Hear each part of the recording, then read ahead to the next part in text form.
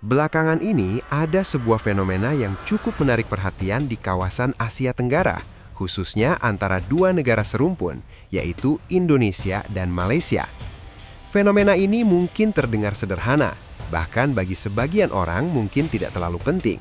Namun jika diperhatikan lebih dalam, ada sesuatu yang cukup unik sedang terjadi. Semakin sering kita mendengar orang Malaysia menggunakan kata-kata yang identik dengan bahasa Indonesia. Bukan hanya satu atau dua orang, tetapi mulai dari anak-anak muda, kreator konten, hingga beberapa figur publik di Malaysia. Cerita ini bahkan sempat dimulai dari keluhan seorang guru di Malaysia. Dalam sebuah percakapan yang kemudian ramai dibicarakan di media sosial, guru tersebut mengaku heran dengan kebiasaan murid-muridnya yang semakin sering menggunakan kata-kata dari bahasa Indonesia.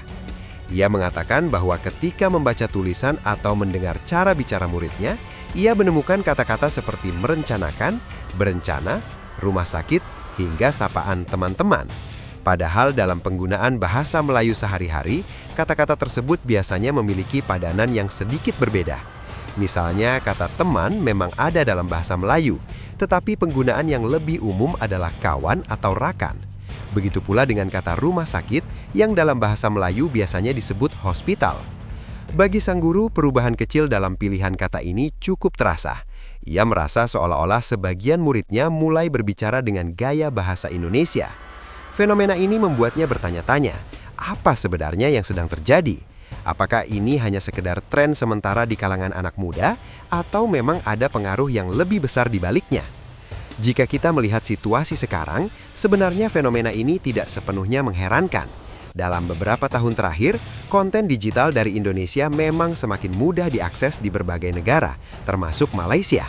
Mulai dari video komedi, vlog, podcast, hingga konten lifestyle, semuanya beredar luas di media sosial. Banyak kreator Indonesia yang memiliki jutaan penonton dari berbagai negara. Tidak sedikit pula konten yang viral hingga lintas batas negara. Ketika seseorang terbiasa menonton konten dari negara tertentu, secara tidak sadar mereka juga akan terbiasa dengan cara bicara yang ada di dalam konten tersebut. Hal ini sama seperti ketika orang sering menonton film dari negara lain. Lama-kelamaan, mereka akan familiar dengan logat, istilah, bahkan gaya bahasa yang digunakan.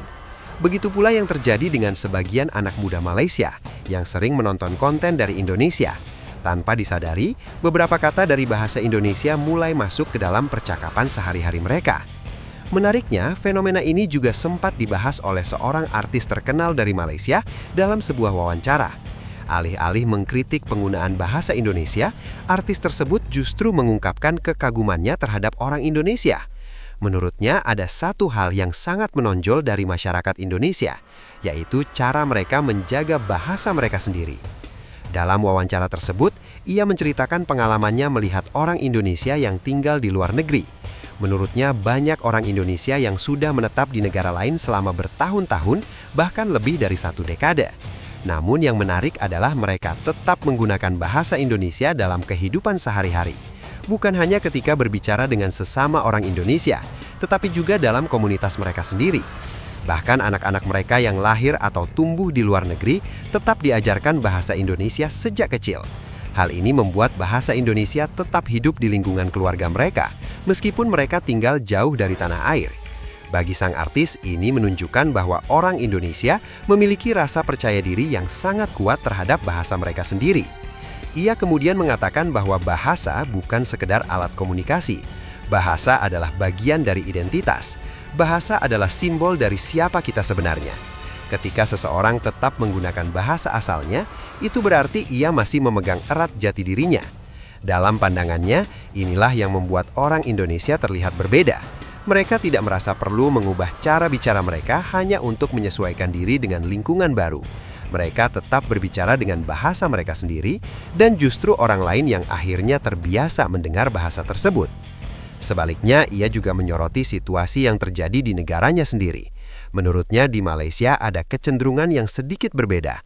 Dalam banyak acara formal atau kegiatan resmi, bahasa Inggris sering digunakan. Bahkan tidak jarang presentasi atau pidato dilakukan sepenuhnya dalam bahasa Inggris. Padahal secara konstitusi, Malaysia memiliki bahasa kebangsaan yang jelas, yaitu bahasa Melayu. Ia menyebutkan bahwa dalam beberapa forum resmi pun, terkadang dokumen atau presentasi disiapkan dalam bahasa Inggris. Bagi sebagian orang, mungkin hal ini dianggap sebagai sesuatu yang biasa dalam dunia global yang semakin terhubung. Namun bagi sang artis, ini juga menimbulkan pertanyaan tentang bagaimana masyarakat memandang bahasa mereka sendiri. Ia kemudian memberikan contoh situasi sederhana yang menurutnya cukup menarik. Ketika orang Indonesia datang ke Malaysia, mereka tetap berbicara dengan bahasa Indonesia. Mereka tidak berusaha meniru gaya bahasa orang Malaysia.